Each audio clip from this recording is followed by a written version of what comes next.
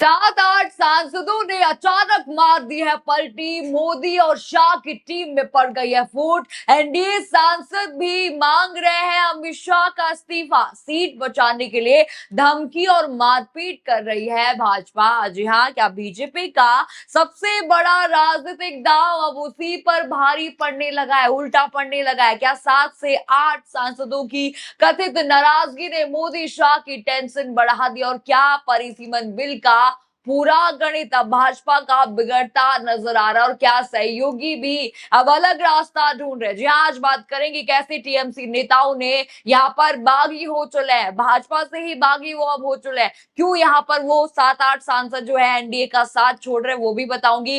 कैसे अब बीजेपी के लिए मुश्किलें खड़ी हो गई है, कैसे शहजाद पूनावाला ने जमकर यहाँ पर अब पोल खोल दी है मोदी शाह की, और कैसे ओम बिरला पर भी अब सवाल उठ रहे हैं और नीतीश नायडू यहाँ पर अलग रास्ता ढूंढ रहे हैं। सब कुछ एक ही वीडियो में आपको बताऊंगी, तो वीडियो को आखिर तक आप लोग जरूर यहाँ पर देखिएगा। नमस्कार, मैं हूँ राधा राणा और आप देख रहे हैं प्यारवी। देखिए, आपको पता ही है पिछले कई दिनों से टीएमसी छोड़कर अलग हुए सांसदों को लेकर लगातार चर्चाएं चल रही है, लेकिन अब इन चर्चाओं पर ब्रेक लग गया है। जरा बड़ी हेडलाइन स्क्रीन पर देखिए। ममता बनर्जी की टीएमसी का बागी सांसदों पर चौंकाने वाला बयान, 7 से 8 सांसद वापसी। हेडलाइन आपने देख ली, अब जरा रिपोर्ट पर नजर डालिए। टीएमसी नेता कीर्ति आजाद ने दावा किया कि टीएमसी छोड़कर एनसीपीआई में गए बागी सांसदों में से 7 से 8 लोग ऐसे हैं जो जबरदस्ती गए हैं, जबरदस्ती मोदी सरकार ने उन्हें भेजा है। उन्होंने कहा कि वो एनडीए गठबंधन में शामिल नहीं होना चाहते थे। कीर्ति आजाद ने आरोप लगाया कि उन सांसदों पर दबाव बनाया जा रहा है, उनके परिवार वालों को डराया धमकाया जा रहा है और मारपीट तक की जा रही है। जी हाँ, उन्होंने कहा एनसीपीआई को जो है कोई मान्यता प्राप्त राजनीतिक दल नहीं है, इसी वजह से स्पीकर फैसला यहाँ पर नहीं ले पा रहे। 7 से 8 सांसदों की स्थिति अभी साफ नहीं है, वे एनडीए में नहीं जाना चाहते, लेकिन भाजपा उन पर दबाव डाल रही है। कीर्ति आजाद कह रहे हैं साफ साफ, उन्होंने कहा, उन्होंने ये भी दावा किया कि तृणमूल वापस आ रही है और उसकी केवल एक ही नेता है, ममता बनर्जी, यानी कि ममता खेमा एक बार फिर से यहाँ पर मजबूत होता जा रहा है। यानी साफ तौर पर दावा किया जा रहा है कि 7 से 8 सांसद अब पलटी मार चुके हैं या मार सकते हैं। अब देखिए, पलटी मामला आपको समझ आ गया, पलटी कैसे यहाँ पर मार ली तो आप समझ गए। अब देखिए, कहा जा रहा है कि इन्हीं बागियों को डराया जा रहा है, भाजपा धमका रही है। साफ साफ उन्होंने कहा कि परिवार वालों को धमका रही है, मार रही है। बीजेपी इनको रोकना चाहती है, लेकिन वो अभी भी रुक नहीं रहे।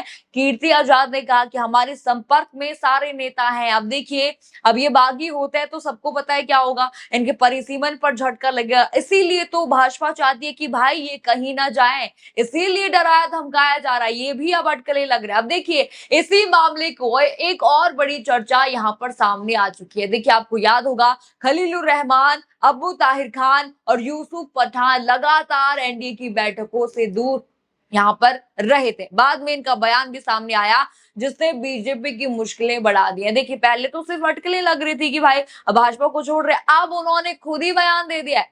जरा आप रिपोर्ट स्क्रीन पर देखिए। मुर्शिदाबाद से सांसद अबू ताहिर खान ने पत्रकारों से बातचीत में कहा, हम ना तो एनडीए के साथ हैं और ना ही भाजपा में शामिल हो रहे हैं। आज एनडीए की बैठक भी थी, लेकिन हम तीनों उसमें शामिल नहीं हुए। हम मुसलमानों के खिलाफ किसी भी कदम का समर्थन नहीं करें।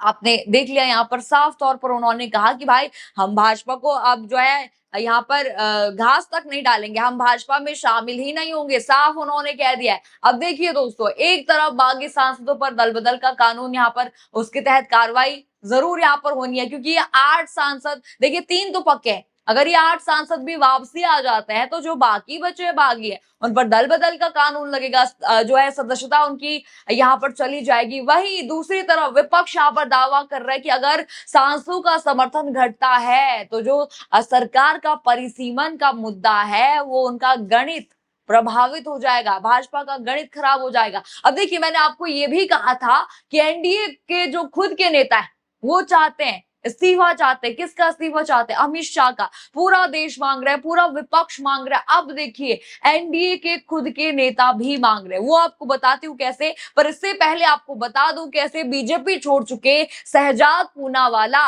अब मोदी सरकार की पोल खोल रहे हैं। एक वीडियो है उनका सोशल मीडिया पर वायरल हो रहा है। उस वीडियो में वो कहते सुनाई देते हैं कि भाजपा वाले किसी के नहीं है, अपने बाप की भी नहीं है, ये कहते हैं शहजाद पूनावाला। जरा वो वीडियो देखिए। भाजपा आरएसएस कोई हिंदू नहीं है, वो सिर्फ ड्रामा है। ये सच्चे पक्के हिंदू भी नहीं है। मोदी जी ने कभी 4 धामों का तीर्थ यात्रा भी नहीं की है आज तक।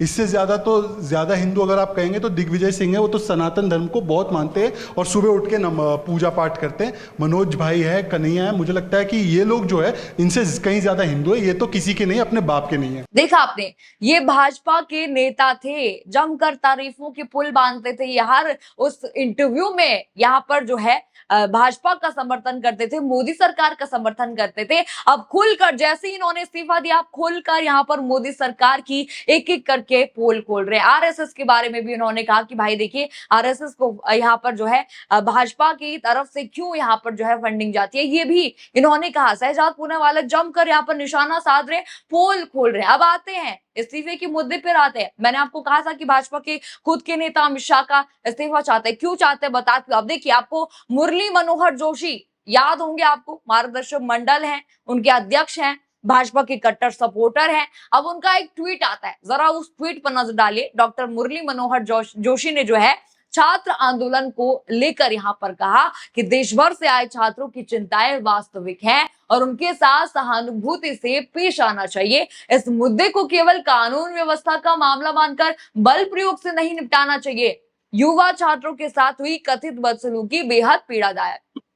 ये वही मुरली मनोहर जोशी हैं जो हमेशा से ही भाजपा के साथ रहे। आज वो छात्रों के मुद्दे पर कह रहे हैं कि भाई इस तरह से बल प्रयोग करना सही नहीं था। अब देखिए, कहा जा रहा है कि इस बयान को इस्तीफे और बगावत से जोड़कर देखा जा रहा है, यानी कि भाजपा के खुद के नेता जो है अमित शाह का इस्तीफा भी चाहते हैं और यहाँ पर ये भी अटकलें लग रही है कि बगावत भी हो सकती है भाई भाजपा में। जैसे शहजाद पूनावाला ने बगावत करी, वैसे ही यहाँ पर इनके बगावत की भी चर्चा चल रही है। अब देखिए, इसी बीच मैंने आपको कहा था कि नीतीश नायडू यहाँ पर अलग रास्ता ढूंढ रहे हैं। इसी बीच आपको बता दूं, ये भी चर्चा चल रही है, सहयोगी जो भाजपा के हैं वो भी नाराज चल रहे हैं मोदी सरकार से, भाजपा से।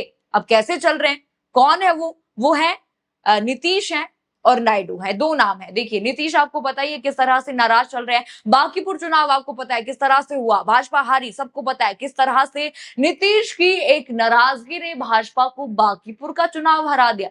क्यों यहाँ पर नाराज थे आपको पता है। बांकीपुर में वो खुद का प्रत्याशी उतारना चाहते थे, लेकिन उतार नहीं पाए, भाजपा ने उतारने नहीं दिया। अब हुआ क्या, हार गई। अब देखिए, दूसरी तरफ है नायडू। आपको पता ही है कैसे तारीफों के पुल बांधे थे कांग्रेस के नेता के, सीएम के। अब देखिए, यहाँ पर बाद में अटकलें ये भी लगी कि भाई जो इंडिया गठबंधन में है उसमें जो है नायडू जा सकते हैं, ये अटकलें लगे। अब देखिए, इन दोनों को लेकर एक चर्चा और भी है। जिस तरह से बीजेपी के हाल आजकल हैं, जिस तरह से संसद से सड़क तक विरोध हो रहा है, प्रोटेस्ट हो रहा है, शाह के खिलाफ हो रहा है, तो अब कहा जा रहा है कि अब ये दोनों सहयोगी भी अलग रास्ता ढूंढ रहे हैं। क्यों ढूंढ रहे हैं? क्योंकि ये सोच रहे हैं कि भाई अब ये गाज हम पर ना गिर जाए, अब हमारी कुर्सी भी कहीं खतरे में न पड़ जाए, इसीलिए ये अलग रास्ता ढूंढ रहे हैं। तभी तो मोदी सरकार दोनों से मिलने गई थी। हर तरफ से भाजपा को झटके लग रहे, सहयोगी भी झटका दे रहे हैं। अब देखिए, मैंने एक और बात आपको कही थी कि ओम बिरला पर भी जो है सवालों के घेरे में वो भी आ गए हैं। जरा सौरभ हैं, उन्होंने एक ट्वीट यहाँ पर लिखा। उन्होंने लिखा कि ऐसा लगता है ये वाले स्पीकर साहब सदन स्थगित करने ही आते हैं, पहले थोड़ा मर्यादा का पाठ पढ़ाते हैं, फिर विपक्ष से पूछते हैं कि आप सदन नहीं चलाना चाहते और फिर स्थगित करके चले जाते हैं।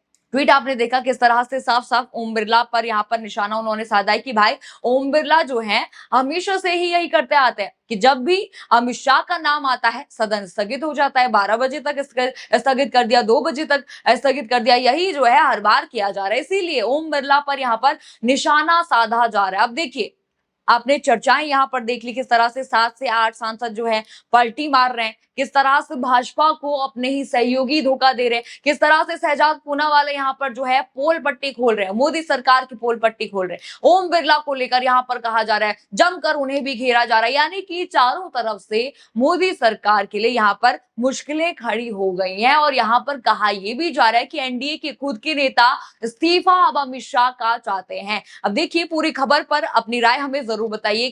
क्या आपको लगता है कि 8 सांसद पलटी मारने से मोदी और अमित शाह की टीम में बड़ी फूट पड़ेगी? देखिए, आपको जो भी लगता है हमें कमेंट सेक्शन में अपनी राय जरूर बताइए। खबर आपको पसंद आई हो तो वीडियो को लाइक करें, शेयर करें और चैनल को सब्सक्राइब करना बिल्कुल मत भूलिएगा। और बने रहिए पीआरबी के साथ। धन्यवाद।